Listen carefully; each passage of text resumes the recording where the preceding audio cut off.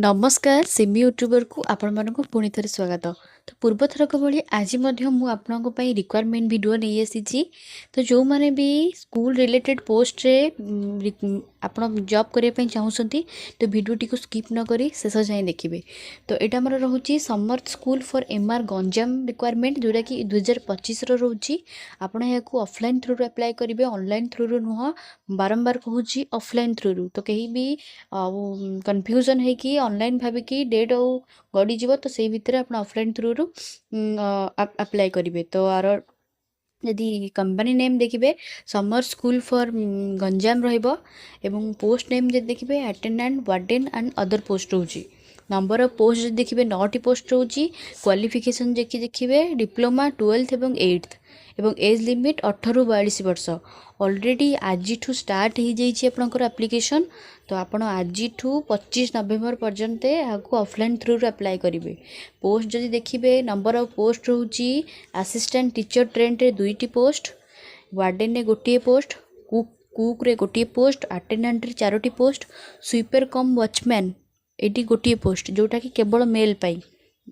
बारंबार कहूँ शुणी दिंतु स्वीपर कम वॉचमैन केवल मेल रे, फीमेल मानक नुह गोटे post.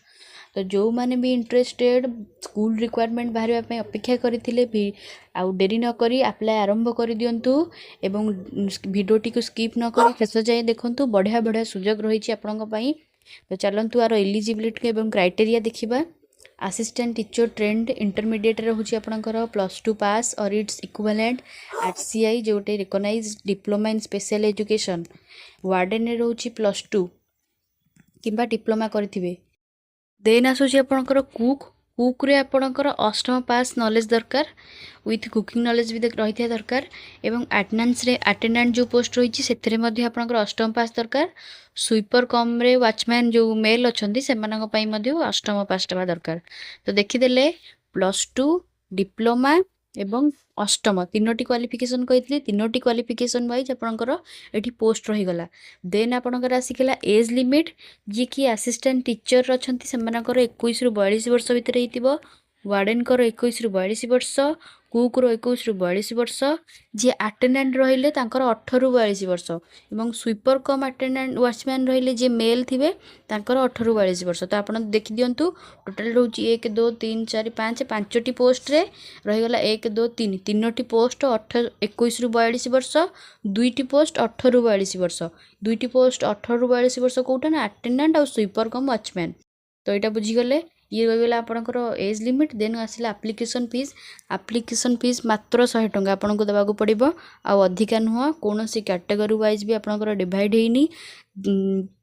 SC ST OBC general PWBD जहाँ भी हो सब किसी आपंकर 100 टंका मात्र। तो जदि एप्लिकेशन डेट देखिए स्टार्टिंग डेट आपंकर ऑलरेडी आज माने नवेम्बर 10 ରୁ 25 नवेम्बर बारंबार कहीदे नवेम्बर 10 तारीख ରୁ 25 नवेम्बर आपंकर लास्ट डेट। तो ऑलरेडी आज स्टार्ट हो सारी। आप डेरी न करी वीडियोटी देखि सारा पर आप ऑफलाइन थ्रू अप्लाई करेंगे। मो प्रोसेसटा टोटाल आपन को कहीदेवी। ये रहीगला आपंकर टोटाल प्रोसेस केमिति कौन आप अप्लाई करेंगे, कौ थ्रू अप्लाई करेंगे, कौटी आप पठेबे। तो सबकिछि निहाती रूपे एटार डाउट क्वेश्चन। तो आउ डेरी न करी चलतु आर ऑफिशियल नोटिफिकेशन टू देखा एवं क्लियर हवा कौन रोचे। ये देखो आसीगला आपंकर summer school for CP Chhatrapur Ganjam. यहाँ आपंकर एडवर्टाइजमेंट रहीगला। एप्लिकेशन ये रहीगला देखूँ। ये टोटाल रोचे आपंकर contractual basic application total contractual basic temporary requirement रोचे। तो आईडी जमी मुझे कहीदी पोस्ट कौन रोची, सैलरी ये केतटा पोस्ट रोची, कौन कौन एज लिमिट केते रहिबो, क्वालिफिकेशन कौन रहिबो। ये देखंतु सैलरी सहित टोटाल आपनकर मेंशन अछि।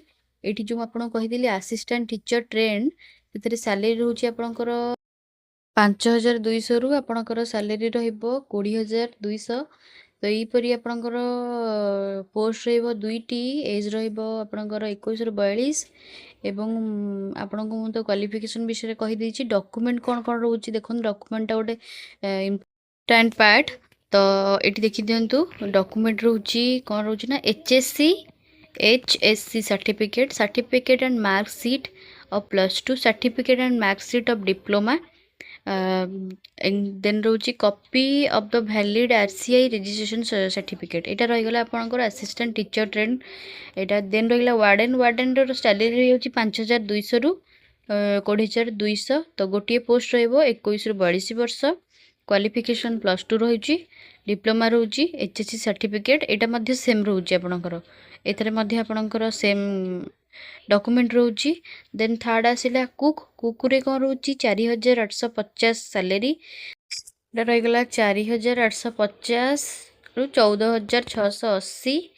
ଦେନ୍ ରହିଲା ଗୋଟିଏ ପୋଷ୍ଟ 21ରୁ 42 ବର୍ଷ ଏବଂ କ୍ୱାଲିଫିକେସନ୍ ଯଦି ଦେଖିବେ ମୁଁ କହିଥିଲି ଅଷ୍ଟମ ପାସ୍ ଏବଂ ରିକ୍ୱାର୍ଡ଼ ରହୁଛି ଡକ୍ୟୁମେଣ୍ଟ ଆପଣଙ୍କର TC ଯେଉଁଟା certificate marks sheets of class 8th, certificate of experience for 2 years any reputed institution. ତ ଏଇଟା ରହିଗଲା 2 ବର୍ଷର ଯେଉଁ ବି ହଉ ଏକ୍ସପିରିଏନ୍ସର ଇନଷ୍ଟିଟ୍ୟୁସନରେ ଏକ୍ସପିରିଏନ୍ସ ସାର୍ଟିଫିକେଟ୍ ଦରକାର ଆପଣଙ୍କର, ରୋଷେଇଆ ବୋଲି ତାର ଏକ୍ସପିରିଏନ୍ସ ସାର୍ଟିଫିକେଟ୍ଟା ଦରକାର।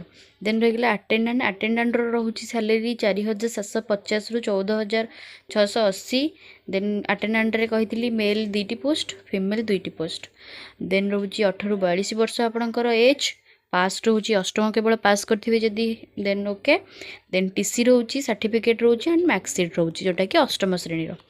ସୁଇପର୍ କମ୍ ୱାଚମ୍ୟାନ୍ ଯେଉଁଟାକି କେବଳ ମେଲ୍ମାନଙ୍କ ପାଇଁ, ଯେଉଁଟା ରହୁଛି ସ୍ୟାଲେରୀ ରହୁଛି ଆପଣଙ୍କର 4,750ରୁ 14,680 ଗ୍ରସ୍ ପେ'ଟା। ଦେନ୍ ରହୁଛି ଗୋଟିଏ ପୋଷ୍ଟ ରହିବ, 18ରୁ 42 ବର୍ଷ ହେବ ଆପଣଙ୍କର ଏଜ୍ ଲିମିଟ୍, ଅଷ୍ଟମ କେବଳ ପାସ୍ କରିଥିବା ଦରକାର, ଶିକ୍ଷାଗତ ଯୋଗ୍ୟତା ରହୁଛି TC certificate marksheet of class B+I, ଏଇଟା ଆପଣଙ୍କର ହେଲା ଅଷ୍ଟମର ମାର୍କସିଟ୍ ଦରକାର। ତ ଏଇଠି ଆପଣଙ୍କର ଟୋଟାଲି ପୋଷ୍ଟ ବିଷୟରେ ମୁଁ କହିଦେଲି କ'ଣ କ'ଣ ରହୁଛି ପୋଷ୍ଟ।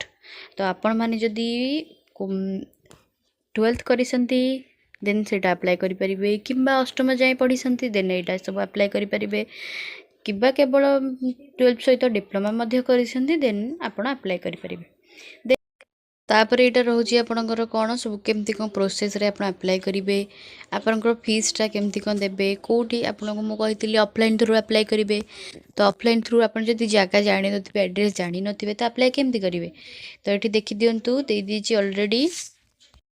ଆପଣଙ୍କର ଯେଉଁ ଜଏନିଂ ଡେ ହେବ ସେଇଟା ଆପଣଙ୍କର କ'ଣ ରହୁଛି ନା, ଯେଉଁ ଗଞ୍ଜାମରେ ଯେଉଁ ହ୍ୟାଣ୍ଡିକ୍ୟାପ୍ଟ ଆସୋସିଏସନ୍ ଅଛି ଆପଣଙ୍କର ସେଇଥିରେ କାମ କରିବାକୁ ପଡ଼ିବ, ଆପଣ ସେଇଥିରେ ଇନଭଲ୍ଭ ହେଇ କାମ କରିବାକୁ ପଡ଼ିବ। ଏବଂ ଏଠି ଦେଇଛି ଯାହା ଯାହା ଆପଣଙ୍କର ଡକୁମେଣ୍ଟ ମାଗିଛି ସେଇ ଅନୁସାରେ ଆପଣ ଡକୁମେଣ୍ଟ ସବମିଟ୍ କରିବେ। ଯେଉଁମାନେ ବି 100 ରୁପିଜ୍ ଦେଇନାହାନ୍ତି ସେମାନଙ୍କ ଫର୍ମକୁ କ୍ୟାନସଲ୍ କରାଯିବ, ତ ଆପଣଙ୍କୁ 100 ଟଙ୍କା ଦେବା ପାଇଁ ବାଧ୍ୟ। ତ ଏଥିରେ ଯେଉଁ ଆପଣ ଆବେଦନ କରିବେ ତାର ଯେଉଁ ଆପଣ କୋରିଅର୍ କରିବେ ତ କିମ୍ବା ସ୍ପିଡ୍ ପୋଷ୍ଟ କରିବେ ତ ତାର କିଛି ଆଡ୍ରେସ୍ ରହୁଛି, ଏଠି ଦେଖନ୍ତୁ ଆଡ୍ରେସ୍ ମେନସନ୍ ଅଛି।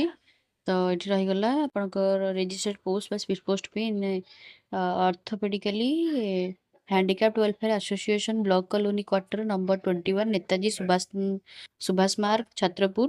ତ ପିନ୍ ରହିବ ଆପଣଙ୍କର 761020 ଗଞ୍ଜାମ ଓଡ଼ିଶା। ତ ଏଇଥିରେ ଆପଣ ଆବେଦନ କରିବେ, ଏଇ ଥ୍ରୁରୁ ଆପଣ ପଠାଇବେ ଡିସେମ୍ବର 5 ତାରିଖ 4ଟା ସୁଦ୍ଧା, ତା ପୂର୍ବରୁ ହେଲେ ଆପ୍ଲିକେସନ୍ଟି କ୍ୟାନସଲ୍ ହେବ। ତ ଏହିପରି ଆପଣମାନେ ଏହାକୁ ଆପ୍ଲାଏ କରିବେ। ତ ଯେଉଁମାନେ ବି ଇଣ୍ଟରେଷ୍ଟେଡ୍ ତ ପ୍ରପର୍ ଆପଣ ଆଡ୍ରେସ୍ଟିକୁ ଲେଖିକି ରଖନ୍ତୁ, ମୁଁ ବାରମ୍ବାର କହିଦେଉଛି। ଆଡ୍ରେସ୍ଟି ରହୁଛି ଆପଣଙ୍କର general secretary Ganjam district orthopaedically handicapped welfare association block colony quarter number 21 Netaji Subhash Marg Chhatrapur. Pin ରହୁଛି 761020 ଗଞ୍ଜାମ ଓଡ଼ିଶା। ତ ଗଞ୍ଜାମ ଯେଉଁମାନେ ବି ଗଞ୍ଜାମରେ ରହୁଛନ୍ତି ସେମାନଙ୍କ ପାଇଁ କୌଣସି ସ୍ପିଡ୍ ପୋଷ୍ଟ କି ଆପଣଙ୍କୁ କୋରିଅରର ଆବଶ୍ୟକତା ନାହିଁ। ଯେଉଁମାନେ ଦୂରରୁ ରହିକି ଆପ୍ଲାଏ କରୁଛନ୍ତି କେବଳ ସେଇମାନଙ୍କ ପାଇଁ। ତ ଆପଣ ଯାହା ଯେଉଁ ବି ପୋଷ୍ଟ ପାଇଁ ଆପ୍ଲାଏ କରିବେ ସେଇ ୱାଇଜ୍ ଡକୁମେଣ୍ଟ ରଖନ୍ତୁ, ଦେନ୍ ଏହାକୁ ଆପ୍ଲାଏ କରନ୍ତୁ। ତାର ଯେଉଁ 100 ରୁପିଜ୍ ଫିସ୍ ଅଛନ୍ତି ତାକୁ ଦେବା ପାଇଁ ଭୁଲିବେ ନାହିଁ, ତା ବିନା ଆପଣଙ୍କର ଆପ୍ଲିକେସନ୍ଟି କ୍ୟାନସଲ୍ ହେବ। ତ ଯାହା ବି ଡାଉଟ୍, ଯାହା ସବୁ ଆପଣଙ୍କର ସାର୍ଟିଫିକେଟ୍ ରହିଛି 12th ହଉ, ଡିପ୍ଲୋମାର ହଉ, କି ଅଷ୍ଟମର ହଉ, ତାର ସବୁ ସାର୍ଟିଫିକେଟ୍ ସହିତ ଆପଣଙ୍କର ମାର୍କସିଟ୍ ବି ଦରକାର। ତ ମାର୍କସିଟ୍ ବି ଦେବା ପାଇଁ ଭୁଲିବେ ନାହିଁ। ଏବଂ ତ ଏଇଟା ଥିଲା ଆପଣଙ୍କର ଟୋଟାଲ୍ ଆପ୍ଲିକେସନ୍ ଅଫିସିଆଲ୍ ନୋଟିଫିକେସନ୍। ତ ଆପଣମାନେ ଯଦି ଇଣ୍ଟରେଷ୍ଟେଡ୍ ଜବ୍ ପାଇଁ ତ ଡେରି ନ କରିକି ଆପଣ 25 ତାରିଖ ଭିତରେ ଆପଣ ଆପ୍ଲାଏ କରନ୍ତୁ ଏବଂ ଏହା କୌଣସି ଅଫଲାଇନ୍ ଏ ଯେଉଁ ଅନଲାଇନ୍ ଥ୍ରୁରୁ ନୁହଁ, ଟୋଟାଲି ଅଫଲାଇନ୍। ତ ଆପଣଙ୍କୁ ଯାଇକି ଟୋଟାଲ୍ କୋରିଅର୍ ଥ୍ରୁରେ ପଠାଇବାକୁ ପଡ଼ିବ। ତ ଆପଣ ଆଉ ଡେରି ନ କରି ଆପ୍ଲାଏ କରନ୍ତୁ। ଯଦି ମୋ ଭିଡ଼ିଓଟି ଭଲ ଲାଗିଛି ତ ଲାଇକ୍ ସେୟାର ସବସ୍କ୍ରାଇବ୍ କରିବେ ଏବଂ ଯଦି କିଛି ଡାଉଟ୍ ଅଛି କମେଣ୍ଟରେ କମେଣ୍ଟ କରିବେ, ତ ମୁଁ ନିଶ୍ଚିନ୍ତ ରୂପେ ଆପଣଙ୍କ କମେଣ୍ଟର ରିପ୍ଲାଏ ଦେବି। ଧନ୍ୟବାଦ।